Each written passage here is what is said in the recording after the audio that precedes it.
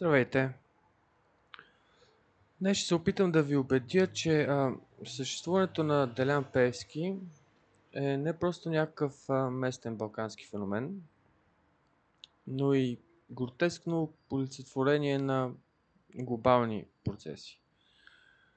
Обаче, за да го направя, ще се върна първо към темата от предишното видео. Ако не сте го гледали, в него се опитвах да обясня защо опитът на европейските лидери при срещата им с Тръмп в Вашингтон да наклонят позициите му в посока по Украйна беше обречен на успех. Според мен въпросното действие беше обаче не просто безсмислено, както говорих в миналото видео, но и токсично за държавите на въпросните европейски лидери. Сега, докато ние в Европа се смеем подигравателно на американците за избора на Тръмп, много удобно забравяме да си спомним, че ние самите сме на един изборен цикъл от нашите собствени тръмчовци. Нали, демагогските популисти, които уепонизират, извинете ми, тая английска дума, постистината, са навсякъде.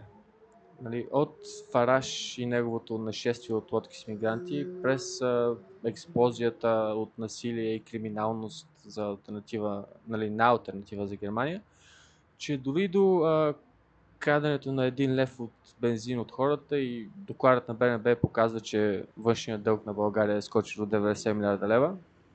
Нали, тук на нашите местни герои на демагогията. Сега, стратегията е пределно ясна. Стъпваш на някакъв реално съществуващ проблем, който въздейства върху емоциите и страховете на хората, защото да, повишаването на престъпленията, извършени с нощ след миграционните вълни в Германия, самата нелегална емиграция в Великобритания, че и държавния дълг, са проблеми. След което раздуваш до несъществуващи пропорции тия проблеми и накрая се представяш като единственото решение и изход от ситуацията. Банално, изтъркано и очевидно. Само че аз не мисля, че популистите са станали по-талантливи, нито че хората масово станали по-тъпи подвластни на манипулации от, да речем, преди 30 години. Така че защо тия популисти набират все повече сила точно сега?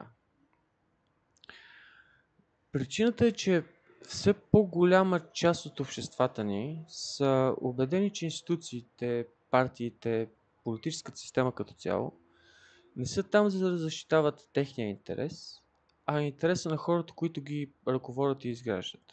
На партийните донори, или дори на незаконните или законните емигранти в страната и така нататък.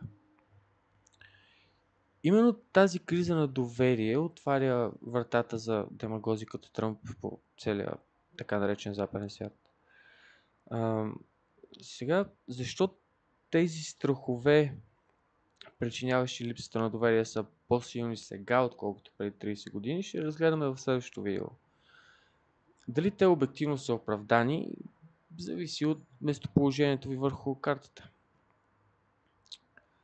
Но ако приемем тези страхове и това недоверие за реалност, както го прави все по-голяма част от населението на западните държави, е много лесно да разберем защо подмазването и, извинявам се, целуването на задника на един американски лидер, който ни е наложил безумни тарифи, който смята, че съществуването на Европейския съюз е начин неговата страна да бъде ощетена и който си позволява изключително агресивна риторика, той и неговия кабинет спрямо Европа. Лесно е да се разбере защо това целуване на задника разгражда доверието в институциите още повече. С други думи, европейските лидери решиха да се целят в някакви краткосрочни бенефити, обаче това целене в тях задълбочава все повече дългосрочния проблем, пред който са изправени, а именно липсата на доверие в институциите. Най-лошото е, че дори не успяха да постигнат целите си в името на които поеха този риск, да получат гаранции за сигурност за Украйна от Тръмп. С други думи, те задълбочиха дългосрочните си проблеми, но дори не постигнаха краткосрочните си цели, в името на които поеха този риск. Затова въпросната среща беше не просто безмислена, но и токсична. Сега да разгледаме какви опции оставя една такава липса на доверие в конкретните общества, като вземем за пример страна, в която тази криза на доверие е максимално засилена. Не напълно безпричинно, разбира се. Нашата собствена България. Първата опция е чакането на спасител. Нали? Ако вярваш, че институциите и политиците като цяло съществуват за да защитават чужди или просто свои интереси, ставаш много податлив на първия появил се извън системата, който обещава нейната магическа промяна. Дали той е демагог, популист или човек с добри намерения и реалистичен план за промяна, няма значение. Нашата история след 89-та година е пълна с такива примери. Нали? От царя, който ще ни спаси от конопираната приватизация и ще ни оправи за 100 дни, през Борисов, който пък ще ни спасява от комунистите, че дори до момчетата от Харвард, които дори са го завършили, между другото, които с магическа пръчка щяха да вкарат корупционерите в затвора, въпреки че нямаха никакви инструменти на властта. Когато тази обществена енергия се изчерпа, било то защото разберем, че Спасителят никога не е имал намерение да ни спасява или просто защото плановете му за спасение се провалят, понеже не са били реалистични и осъществими, следва връщане към познатата политическа конюнктура, която възприемаме вече, ако не за по-малкото зло, то поне като познато такова. В резултат на това, недоволството продължава да се трупа и отново избухва при появата на следващия спасител и целият този процес продължава да засилва недоверието в институциите, което пък се изразява в все по-ниска избирателна активност. И да, въпреки че тя се вдига малко при появата на новия спасител, в дългосрочен план тя намалява все повече и повече. Хората просто започват да губят вяра дори във възможността за появата на спасител. Парадоксът тук е, че тази ниска избирателна активност все повече затваря вота в твърдите ядра на партията, което прави нереалистично създаването на мнозинство от новия спасител. Нали, единствената опция е той да получи голяма подкрепа от вече аполитичните, негласуващи маси, което пък е почти невъзможно, ако той не се появи на сцената в някакъв момент на тотална криза, нали, която да превърне разочарованието на хората в гняв, който пък да ги изкара до урните. И пак повтарям, че какъв всъщност е спасителя варира от ситуацията. Може да е човек, който обещава с твърда ръка да сложи край на корупцията, но всъщност да е потенциален автократ. Може да е реформатор, но правещ реформите по начин облагодетелстващ тесен кръг от хора покрай него. Може да е борец с комунизма, може да е дори проевропейски настроен възпитаник на Харвард.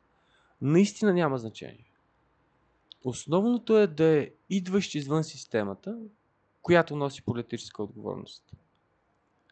И нали, проблема за спасителя е, че поради вече споменатата ниска избирателна активност и затваряне на вота в твърдите ядра, му се налага да влиза в коалиции с вече съществуващи политически субекти, а това само по себе си подкопава доверието в него, защото го прави вече не идващ извън системата, а коалиращ се и взаимодействащ с нея. Втората опция, ако вярваш, че институции са там за да защитават чужди интереси, е да вземеш нещата в свои ръце. Погледнете какво се случи наскоро в Ботевград. Нали, баща на загинал наркозависим отида да търси сметка заедно с още 300 човека от дилъра, който е продавал на сина му. Самият той е пускал сигнали до полицията срещу дилъра, но е нямал никакъв резултат. Ако смяташ, че органите, които са отговорни за това да се запазват реда и законите, всъщност са в съюз с хората, които ги нарушават, което между другото случва вероятно дори е така, то логично решение е да спреш да разчиташ на тяхната намеса и да започнеш да раздаваш справедливост вместо тях. Разбира се, не всяка проява на такъв сорт гражданско неподчинение, породена от липса на доверие, е нужно да е толкова анархична. Друга форма на взимане на нещата в свои ръце са, например, протестите. Има поне два вида протести, които могат да бъдат осъществени. Едните са така наречените мирни протести от 2020 година, при които без взимане на някакви радикални мерки, без никакви радикални ексцесии, въпреки сцените зад колоните на ЦУМ, се осъществява натиск над правителството, за да се постигат някакви определени цели, включително падане на правителството. Този тип протести обаче не само рядко са ефикасни, както се доказва от неуспеха им да свалят правителството на Борисов, но и не се умява да създадат енергия, която да е равносилна на повече от 20-30% електорална подкрепа. И пак не мисля, че при липсата на някаква мащабна криза е възможно да се получи подкрепа, която да създаде някакво мнозинство, при което коалирането с други партии, които вече са заклеймени за системни и оттам корумпирани, да е възможно. Така че тук ще трябва да заключим, че наличието на криза отново е ключовия момент. Но има и друг вид протести. И тук не говорим за разходки на Лабрадора в центъра на София, нали? А за блокиране на институции, за блокиране на пътища, за сблъсъци с полицията и така нататък. Могат ли такива протести обаче да получат достатъчно подкрепа от аполитизираните маси на ни потенциални избори? Тук отговорът се крие изключително много в реакцията на управляващите. Мисля, че колкото по-радикално те се опитват да потушат протестите, толкова повече подкрепа протестите биха получили. Да, българинът е деполитизиран и апатичен, но при гледката на властта, пребиваща на неговите съграждани, власт, която по дефиниция намира за корумпирана и не защитаваща неговите интереси, шансът битите и техните искания да резонират в масите се засилва драстично. Всъщност иронията е, че най-умното, което едно правителство може да направи, за да контрира такива протести, е да не взима радикални мерки срещу тях и да говори само за това как блокираните пътища, спирането на работата на институциите и така нататък се отразява негативно на обикновения деполитизиран апатичен гражданин. В смисъл, ако Цариградско бъде затворено заради протести и ви се наложи да се преберете от работа до дружба по по-дълъг маршрут, който е и фрашкан с трафик, защото някакви пичове там протестират, вие дори не знаете те за какво протестират всъщност, шансът да намразите протестиращите е голям. Но ако полицията започне да ги бие, да хвърля срещу тях сълзотворен газ или не знам, да използва водни оръжия, полиция, която вие вече сте напълно убедени, че е мафиотизирана, тогава шансът да преглътнете неудобствата, които протестите ви причиняват, да се поинтересувате за причините те да съществуват и да подкрепите техните искания, се засилва драстично. И тук стигаме и до третата опция, а с нея и до Делян Пеевски. Ако смяташ, че институциите са там за да защитават чужд интерес, ако смяташ, че те са корумпирани и съществуващи за да пречат на твоето добруване, то е една от опциите да се присъединиш към тяхната корумпираност с надеждата, че ще успееш да извлечеш някаква полза от тях. И в това се намира голямата ирония за Ахмед Доган. Той е човек, който се възползва от липсата на доверие на българските турци към институциите. Недоверие, което е напълно обективно оправдано от възродителния процес, извършен от тогавашната комунистическа власт. Аз не мисля, че има кой знае колко голяма част от това младсинство, което да не си е давало сметка за корумпираността на Доган. Но мисля, че има голяма част от това младсинство, което е решило да се примири с нея в името на това все пак някакви негови интереси да бъдат защитени. Иронията е, че по същия начин обаче Пеевски успя да усвои ДПС от Доган. едва ли са много българските турци, които не си дават сметка за това колко той е корумпиран. Но когато вижда, че благодарение на влиянието му в Министерството по регионално развитие, все пак се отпускат пари за проекти на общини, които иначе са забравени от Бога, те избират да се примирят с разпада на институциите, за да могат все пак подяволите да имат път до селото. Сега това е разбираем избор, обаче мисля, че е излишно да споменавам, че това почти неизбежно води до някаква форма на клептократична диктатура, като тази, която наблюдаваме в Русия в момента. България е страна, в която недоверието в институциите дълбоко надвишава недоверието в институциите в така наречените западни страни. Но тенденцията в тях самите също е засилващо клоняща към все повече недоверие и аполитичност. Нали? Не е случайно, че щатите вече имаха своя първи спасител, който идва извън системата. Първия мандат на Тръмп. Защо това е така? Какви са причините за засилващото се недоверие в страни, които все пак са на светлини години пред България от гледна точка на независимост на институциите? И как, ако изобщо е възможно тази тенденция да се обърне, ще разгледаме в следващото видео.